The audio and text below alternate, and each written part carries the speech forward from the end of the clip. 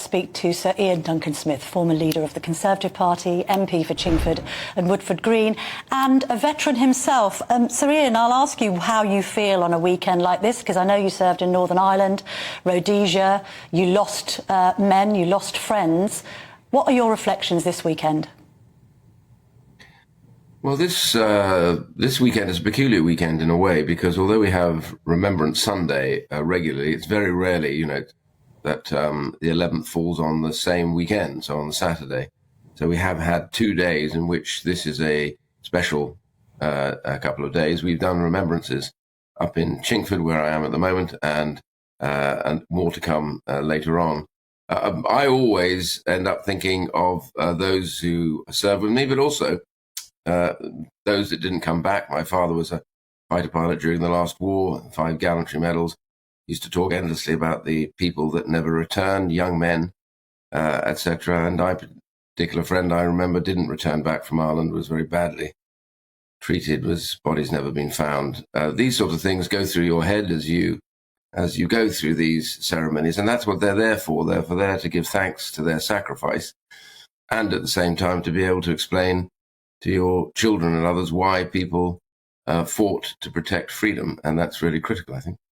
Very critical. Now, I know you were very critical indeed of the pro-Palestinian marches taking place this weekend. From what you witnessed yesterday, do you think it was an error by the police to let them take place? Well, I think the police will obviously have to stand by their decision and decide what they wanted. I particularly didn't want that march to take place then. It wasn't a case of saying no to marches. They have the freedom to march. I know that. And that's what many fought for, those freedoms. But I think over this peculiar and rather special weekend, I would rather have hoped that we'd postponed it.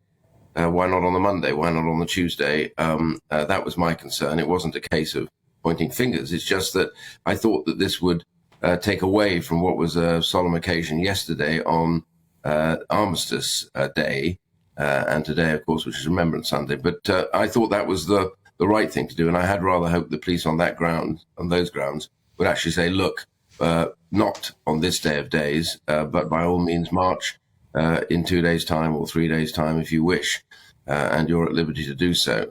Others I know around Europe have taken a different view from us in this regard, and many of them have banned all marches outright, which I'm not asking for. I never have done.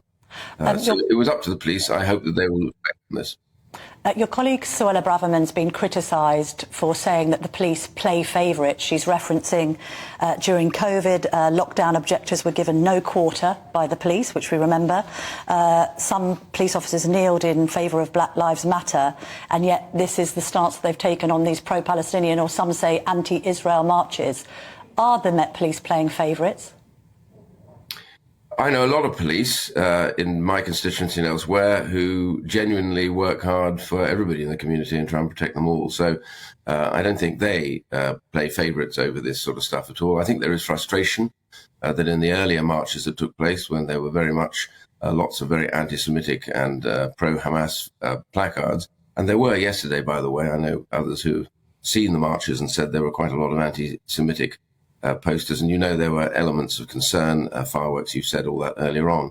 So but the police dealt with both, I think, and they dealt with them, I hope and believe, evenly handed.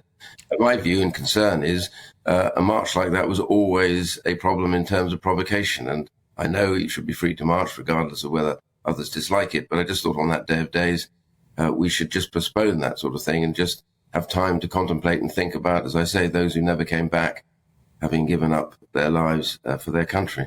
What do you make of the criticism of the Home Secretary from within the Conservative Party? Fraser Nelson wrote an interesting piece for The Telegraph on Friday where he said, are we witnessing the breakup of the Conservative Party? Are we, Sir Iain? No. I mean, political parties in the UK are coalitions completely, obviously slightly different views, generally coalescing around the main principles about what they believe. The same goes for Labour.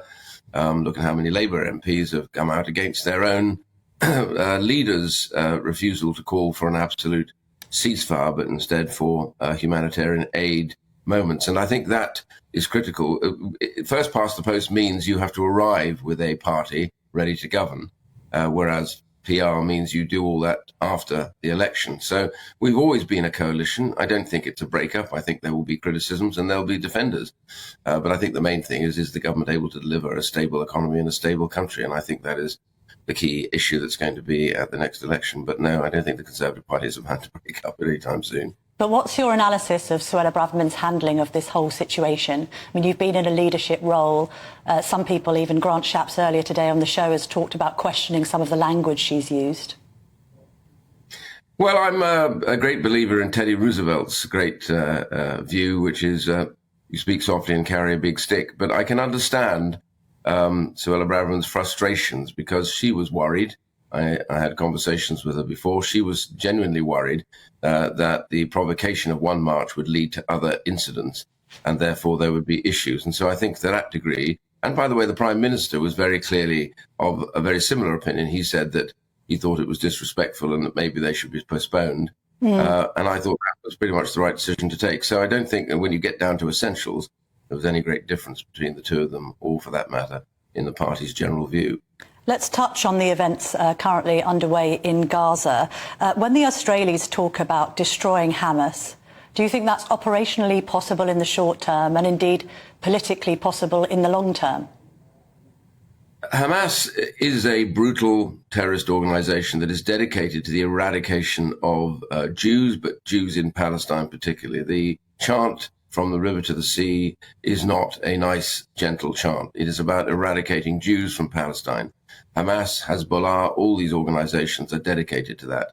One of the problems that we've got, and we'd all want to see the fighting stop, whether the Israelis are able to clear out Hamas, I suspect they will do a huge amount of damage to their ability to fight, having wrecked many of their command centers and also destroyed many of their tunnels. Whether every Hamas person will be eradicated is highly unlikely.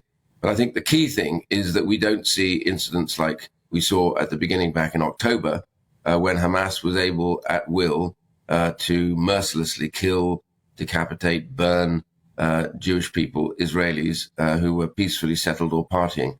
That must never happen again, and I think that is Israel's purpose. But whether they can absolutely eradicate Hamas, I don't believe so. But there will be many Middle Eastern states that will be very, very quietly behind closed doors, angry with the behavior of Hamas. And I think this may be the beginning of the end, hopefully, of the funding and support that takes place, particularly from Qatar. But equally, there are going to be concerns, not least in the Western world, about proportionality and how Israel reacts to this without too many civilian casualties. We appreciate the argument about Hamas using people as human shields. But what does the Western world need to do to ensure that there isn't too much bloodshed, Sir Iain?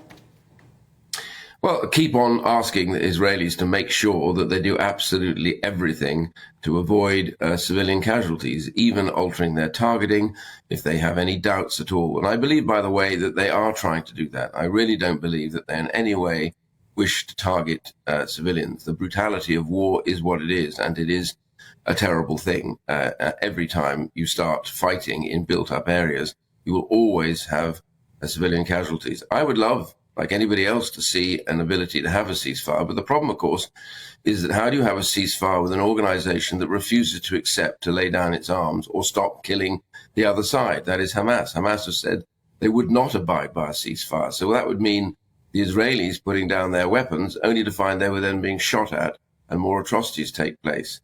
So the key problem is it's a two-way process. To have a ceasefire, you must have both parties willing to stand by it. Okay. I think the best thing we can do at the moment is have humanitarian pauses and get that aid in, which is absolutely critical. Sir Iain Duncan Smith, I know you have to now go to commemorations at your local cenotaph in Chingford, so thank you very much for joining me this morning.